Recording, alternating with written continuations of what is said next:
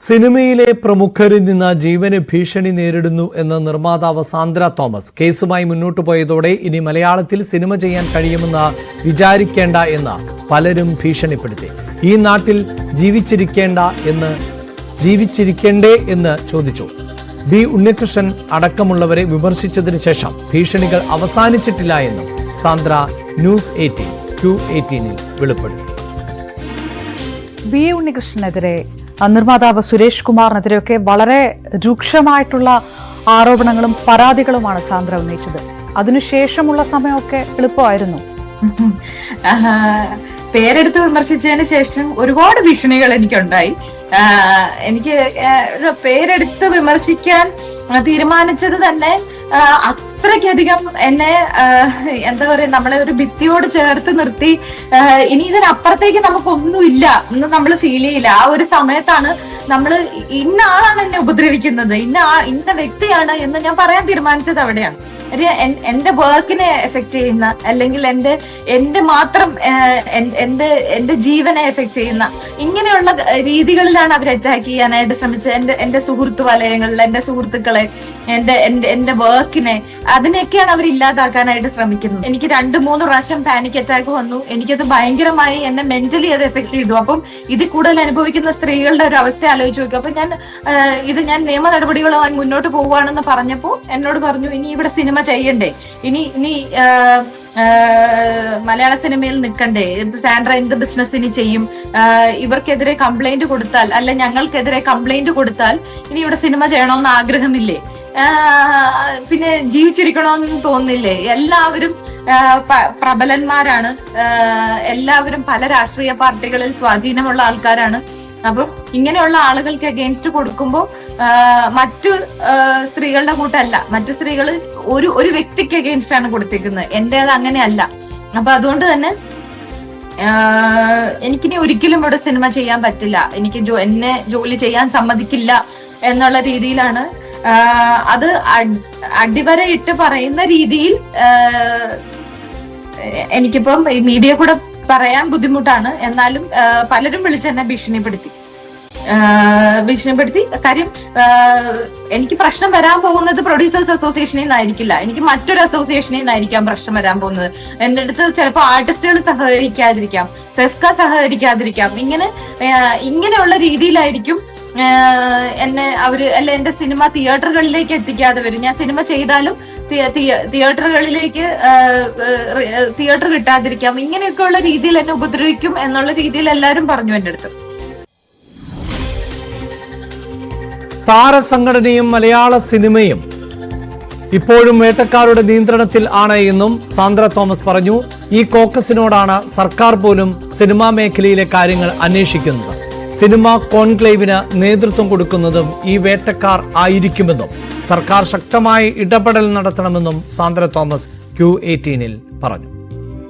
അമ്മ പുനഃസംഘടിപ്പിക്കുന്നു, മാറ്റങ്ങൾ ഉണ്ടാകുന്നു. അപ്പോഴും അതിലൊരു കാര്യവുമില്ല, ഈ കോക്കസ് തന്നെയാണ് അപ്പോഴും എല്ലാ കാര്യങ്ങളും നിയന്ത്രിക്കുന്നത് എന്നാണോ? മാറ്റങ്ങൾ സംഭവിക്കണമെങ്കിൽ ഗവൺമെന്റ് ഇതിനകത്ത് ഇടപെടണം. ഗവൺമെന്റ് ഇടപെടണം, അല്ലെങ്കിൽ കോടതി ഇതിനകത്ത് ഇടപെടണം. ഈ രണ്ട്, കോടതിയോ ഗവൺമെന്റോ ഇടപെടാതെ ഗവൺമെന്റിൽ നിന്നൊരു വലിയ മാറ്റം ഇവിടെ സംഭവിക്കുമെന്ന് എനിക്ക് തോന്നുന്നില്ല. കാര്യം ഇവര് ഗവൺമെന്റിൽ തന്നെ വളരെയധികം പിടിപാടുള്ള ആളുകളാണ് ഇതിനകത്ത് ഇരിക്കുന്നത്. ഇപ്പം സിനിമയിൽ എന്ത് സംഭവിച്ചാലും ഈവൻ എന്താ പറയാ, നമ്മുടെ സർക്കാരിൽ നിന്ന് തന്നെ വിളിച്ചു ചോദിക്കുന്നത് ഇവരെയാണ്. എന്താണ് അവിടെ സംഭവിക്കുന്നത്, എന്തുകൊണ്ടാണ് വേട്ടക്കാരായ അവരെയാണ് വിളിച്ച് ഓരോ കാര്യങ്ങൾ അന്വേഷിക്കുന്നത് തന്നെ. അപ്പൊ എങ്ങനെയാണ് ഇവിടെ നമുക്ക് ഗവൺമെന്റിന്റെ സൈഡിൽ നിന്ന് ഒരു നീതി ലഭിക്കുമോ എന്നുള്ളത് എനിക്ക് അറിയില്ല. കാര്യം സ്ത്രീകൾക്ക് വേണ്ടി നിന്നിട്ടുള്ള ഒരു ഗവൺമെന്റ് ആണ്. പലപ്പോഴും ഇപ്പൊ ഇങ്ങനൊരു ഹേമ കമ്മിറ്റിയെ രൂപീകരിച്ചത് പോലും അത്രയും ബോൾഡ് ഡിസിഷൻസ് എടുത്തൊരു ഗവൺമെന്റ് ആണ്. എങ്കിൽ പോലും ഇപ്പൊ ഈ കോൺക്ലേവ് ഒക്കെ വരുന്നുണ്ട്. അപ്പൊ കാണാം, ഈ പറയുന്ന വേട്ടക്കാർ തന്നെയായിരിക്കും ഇത് മുഴുവൻ നിയന്ത്രിക്കുന്നത്. വാർത്തയുടെ വിശദാംശങ്ങളുമായി അപർണ കുറുപ്പാണ് ചേരുന്നത്. അപർണ, Q18 സാന്ദ്ര നടത്തിയിട്ടുള്ള മറുപടികൾ, ചോദ്യങ്ങൾക്ക് നൽകിയിട്ടുള്ള മറുപടികൾ, അത് എത്രത്തോളം ഗൗരവം ഉള്ളതാണ്? പ്രത്യേകിച്ച് കോൺക്ലേവ് ഉൾപ്പെടെ സിനിമാ മേഖലയെ ശുദ്ധീകരിക്കുന്നതിന്റെ ഭാഗമായി കോൺക്ലേവ് നടത്തുമ്പോൾ അത് വേട്ടക്കാർ തന്നെയായിരിക്കും അതിന് നേതൃത്വം നൽകാൻ പോകുന്നത്. സർക്കാർ വിവരങ്ങൾ അന്വേഷിക്കുന്നതും ഇരകളോടല്ല മറിച്ച് വേട്ടക്കാരോടാണ് എന്ന് പറയുന്നു. അഭിലാഷ്, വളരെ ഗൗരവമായിട്ടുള്ള ഒരു പോയിന്റ്, അതായത് തനിക്ക് ഭീഷണിയുണ്ട്, തന്നെ സിനിമ ചെയ്യിക്കില്ല, ജീവനോട് ഇരിക്കേണ്ട എന്നൊക്കെ ചോദിക്കുന്നു എന്നുള്ള കാര്യങ്ങളെല്ലാം സാന്ദ്ര പറയുന്നു. അത്തരം ഭീഷണികളെ കുറിച്ചൊക്കെ സാന്ദ്ര നേരത്തെയും പറഞ്ഞിട്ടുണ്ട്. അല്പം കൂടി ഗൗരവകരമായിട്ടുള്ള ഒരു ഭീഷണികൾ ഉണ്ടാകുന്നു എന്ന് പറയുന്നു. അപ്പോഴും ഏറ്റവും പ്രധാനപ്പെട്ട പോയിന്റ്, ഹേമ കമ്മിറ്റിക്ക് ശേഷം സംസ്ഥാന സർക്കാർ നടപ്പാക്കാൻ പോകുന്ന സിനിമാ കോൺക്ലേവ് തന്നെയാണ്.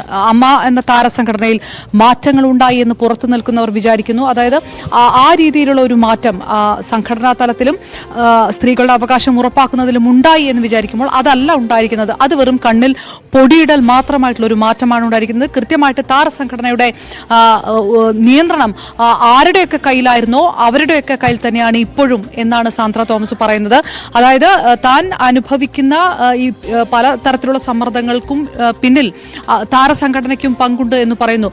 സർക്കാരിനെയാണ് പ്രതീക്ഷയോടെ നോക്കുന്നത്. പക്ഷേ സർക്കാർ ആരെയാണ് ഈ കാര്യങ്ങൾ ഏൽപ്പിക്കുന്നത്, എവിടെയാണ് സർക്കാർ ഈ കാര്യങ്ങൾ അസൈൻ ചെയ്ത് കൊടുക്കുന്നത് എന്ന് പറയുമ്പോൾ അത് വേട്ടക്കാരുടെ കയ്യിലാണ് എന്ന് പറയുന്നു. അതായത് ആരോപിക്കപ്പെട്ടവർ അല്ലെങ്കിൽ ആരോപണത്തിന്റെ സംശയമുനയിൽ നിൽക്കുന്നവരൊക്കെ തന്നെയാണ് ഇതിന് നേതൃത്വം കൊടുക്കുന്നത്. അങ്ങനെയാണെങ്കിൽ സ്വാഭാവികമായിട്ടും കോൺക്ലേവ് നടത്താൻ പോകുന്നത് അവരൊക്കെ തന്നെയായിരിക്കും. പേരെടുത്ത് പറയുന്നില്ലെങ്കിലും നമുക്കറിയാം വലിയ രീതിയിലുള്ള പ്രതിഷേധങ്ങൾക്കും അല്ലെങ്കിൽ അത്തരം വിവാദങ്ങൾക്ക് ശേഷമാണ് താരസംഘടന ഛിന്നഭിന്നമാകുകയും മറ്റ് നേതൃത്വത്തിലേക്ക് കാര്യങ്ങൾ വരികയും ചെയ്തത്. അപ്പോൾ മുൻപുണ്ടായിരുന്നവർ തന്നെ അല്ലെങ്കിൽ ആ നിയന്ത്രണം ഏറ്റെടുത്തിരുന്നവർ തന്നെയാണ് സർക്കാരുമായിട്ടും സംഭാഷണം നടത്തുന്നത്. അങ്ങനെയാണെങ്കിൽ സ്വാഭാവികമായിട്ടും കോൺക്ലേവ് നടത്താൻ പോകുന്നത് അവർ തന്നെയായിരിക്കും. അങ്ങനെയാണെങ്കിൽ ഹേമ കമ്മിറ്റിക്ക് ശേഷം കേസുകൾ മെല്ലെ പോകുന്നു എന്നുള്ളൊരു ആരോപണമുണ്ട്.